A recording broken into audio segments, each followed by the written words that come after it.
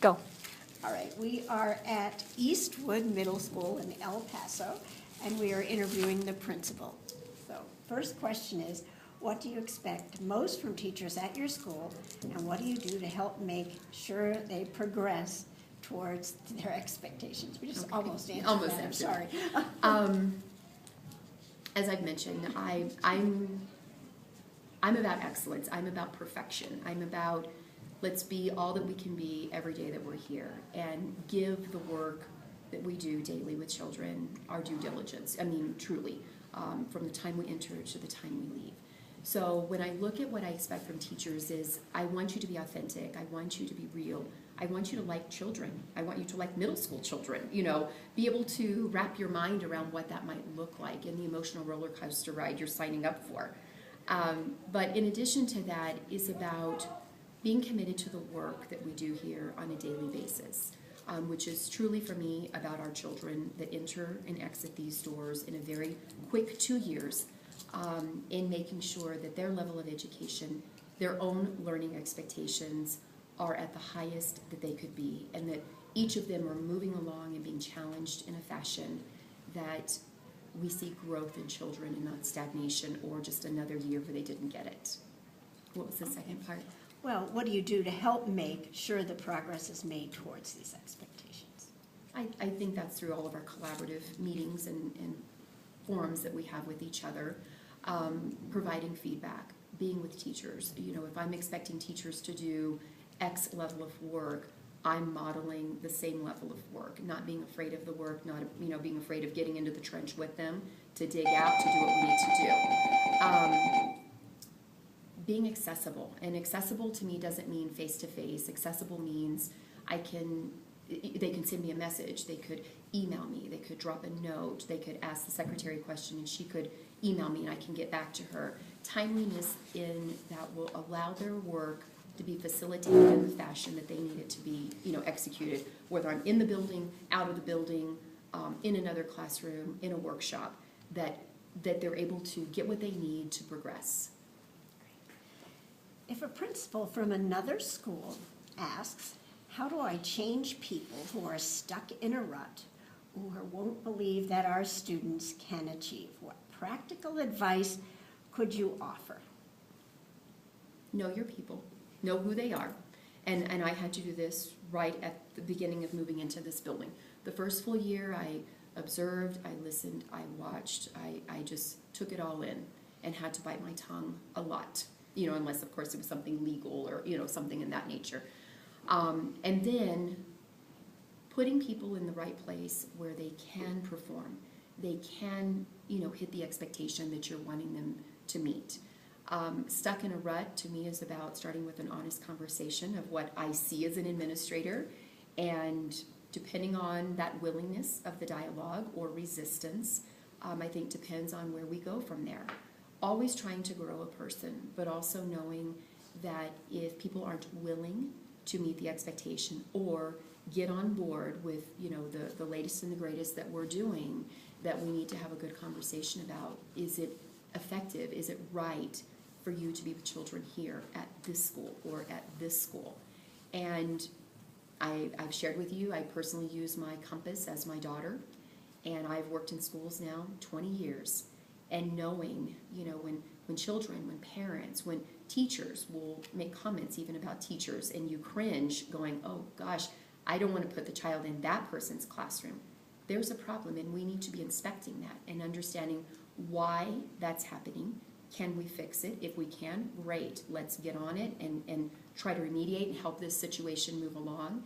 If we can't, then it's the critical conversation of, you're not the match, you're not the pair. We've tried these particular things in a growth model, and it's just not happening.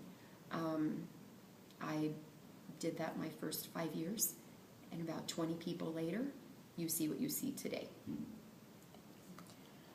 How do teachers at your school know whether or not they are meeting your expectation? And what happens if someone is not meeting your expectations? I think you've covered that a little bit. Yeah.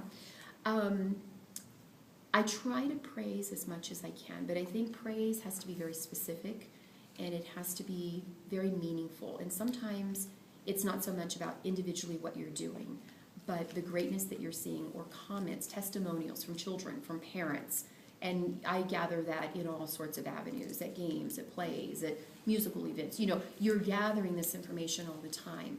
And I think it's about being able to share back, because people love to hear great things that they're doing. They're making a difference. They're making an impact.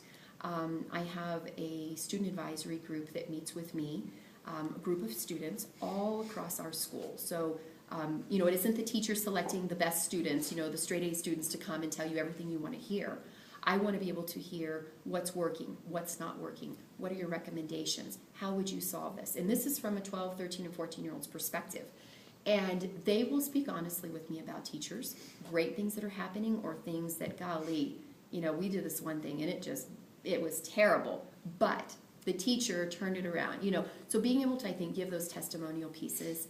We open up all of our meetings with shout outs. So we always want to share positive things that are happening. And those are happening at the teacher level with children. So to be able to shout out about something with academics, something with athletics, something with band, something in co-curricular, something with UIL, they just shine and beam. And I'm always about giving, honestly, the glory to them, because I'm a single person. I can lead, I can talk, I can guide. They are the ones honestly doing the day-to-day difference, the day-to-day work that takes place. And so when I think about awards or honors that we've received, I know that can't happen without them, their willingness, their passion for what they do, and their just true commitment, no matter what, to do what needs to happen. And so for me, it's about lifting them up and honoring them publicly, privately, a quick text message about something, and it makes all the difference in the world. Is it easy for people to become convinced that they are achieving as much as can reasonably be expected? How have you helped the people you work with push towards challenging goals?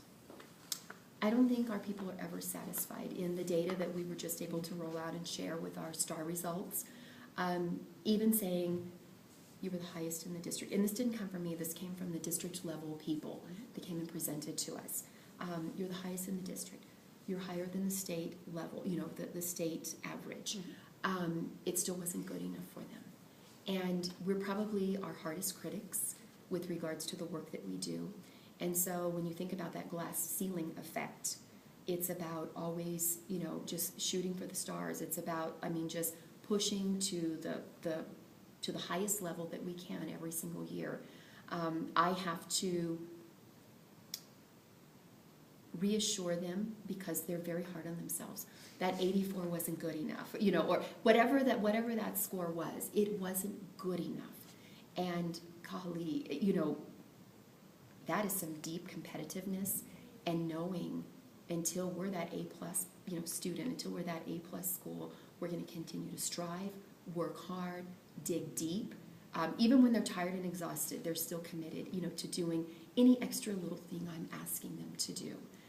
Giving up their time, things that they know, the results that they get from that work pays off greatly, and they take so much pride in it.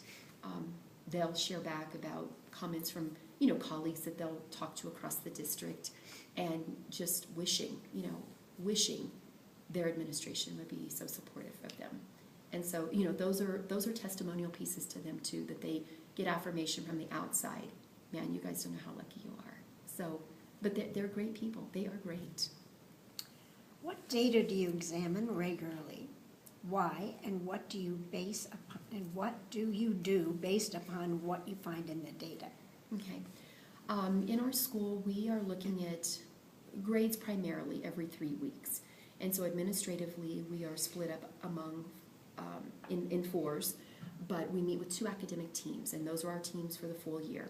So every 3 weeks, teachers are looking at grades, we're conferencing with students, and it's about the pulse check, about where we are with every single child. So every 3 weeks, we meet with teachers, our teams of teachers, about where kids are, what's happening, what's not happening, what do we need to help you with, so that we're all accountable for all of our kids. So one of the first things I'm continuing looking at are grades. The other thing is I'm looking at student attendance and teacher attendance. Because I know when teachers aren't here, I have a substitute. No matter how great you are as a substitute, you're not the teacher. And we could lose a day or two in that entire learning process. So constantly monitoring that and looking at that. Provide open feedback about what that is. It could be through my weekly Eastwood Middle School news update that goes out weekly, published, it's to everybody. Touting, when we're at that 98% attendance rate for the entire week, constantly providing that, whether it be the carrot, whatever it might be, it's about when people really know the big picture, they know where they fit in that picture. I look at state data, I look at state standards, but I don't put a ton of pressure on that. Because it's not, for me, it's personally not about the state assessment. I know if we're doing great teaching and learning 180 days out of the year, whatever is on that assessment, it's going to be like we were doing our regular, schoolwork. And so we don't talk a lot about that. We're getting up here in about a month. I think we're like 22 days away or something like that for our first piece of the state assessment. But when you're building up kids every day, they have great self-esteem, you're building the belief in them, they can tackle the world, and they don't even know, the monster they're about to tackle. But they believe that they can do it, and they will do it. And so I think it's just about the day-to-day learning, the day-to-day work, and the feedback. And if we're missing a mark, we regroup, we get everybody, all the fish in the net, and we keep going.